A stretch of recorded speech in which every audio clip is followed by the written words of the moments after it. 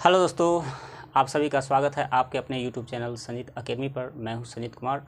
अभी TRE 4 का series चल रहा है। विगत वर्षों के दौरान पूछे गए अति महत्वपूर्ण सवाल को लेकर हम प्रतिदिन लेकर आए हैं। ध्यान दीजिएगा। कह रहा है कि A, B, C एवं D के बीच 5, 2, 4, 3 के अनुपात में धन का वितरण किया जाना है। ठीक है, 4 व्यक्ति है और उनके धनों के अनुपात में जो रिलेशन है 5, 2, 4, 3, यानी कि जो धन है उसमें A का हिस्सा 5 है, B का हिस्सा 2 है, C का हिस्सा 4 है और D का हिस्सा 3 है। उसको बांटना है इस अनुपात में, लेकिन एक शर्त दिया है, यदि C को D से 1000 रुपया अधिक मिलते हैं। ठीक है, मान लीजिए यहाँ पे धन है। ठीक है, यहाँ पे A, B, C एवं D, ये धन का अनुपात जो वितरण करना है यहाँ पे 5, 2, 4 और यहाँ पे 3। ठीक है, ये धन इसी रूप में बांटना है। ठीक है, बांटना था। यदि C को D से 1000 रुपया अधिक मिलते हैं तो यहाँ देखिए C को D से 1000 रुपया अधिक मिलते हैं तो देख लीजिए C और D में कितना का अंतर है। तो अनुपातिक अंतर तो 1 है। ठीक है, लेकिन रियल अंतर कितना है? 1000 रुपया है। कितना है? 1000 रुपया है।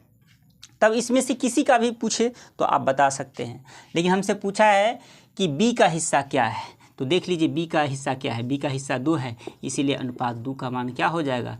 अनुपात 2 का मान हो जाएगा, कितना हो जाएगा? 2 गुने 1000, यानी कि हो जाएगा 2000 रुपया। चलिए मिलते हैं फिर नेक्स्ट वीडियो में।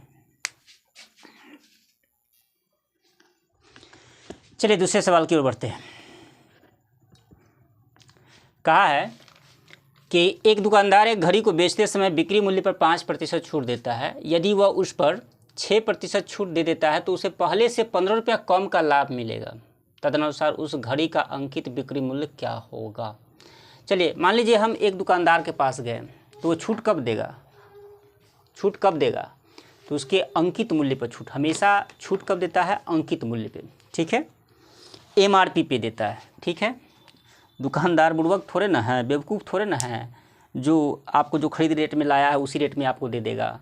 हमेशा वो अंकित मूल्य पर छूट का दावा करता है। चलिए ऐसे सवाल को देखते हैं। मान लीजिए अगर अंकित मूल्य यानी कि MRP कितना है? MRP अगर 100 रुपया है, क्या है? 100 रुपया है। ठीक है, अब देखिए बिक्री मूल्य में 5% छूट देता है।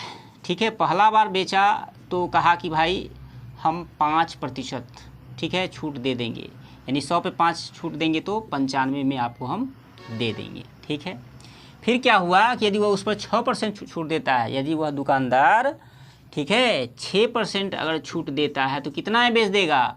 6% छूट देता है तो वो 94 में बेच देगा। तो उसे पहले से 15 रुपया कम का लाभ मिलेगा। स्वाभाविक सी बात है कि अगर ज़्यादा छूट देगा तो उसको नुकसान तो उठाना ही पड़ेगा। तो देखिए 15 रुपया कम का लाभ मिलेगा, यानी इन दोनों में अंतर है 15 रुपया का। तो देख लीजिए अंतर कितना का है? अंतर है 15 रुपया का। यानी कि अब देखिए इसके अकॉर्डिंग अंतर कितना है? अंतर है 1 का, और ये भी अंतर और ये भी अंतर, दोनों अंतर है, इसीलिए आपस में बराबर। हमसे पूछा है अंकित बिक्री मूल्य का मान क्या होगा, तो हमसे 100% का मान पूछा है, इसीलिए 1 का 15 गुना 15 है तो 100% का 15 गुना कितना हो जाएगा? 1500 रुपया हो जाएगा अपना आंसर।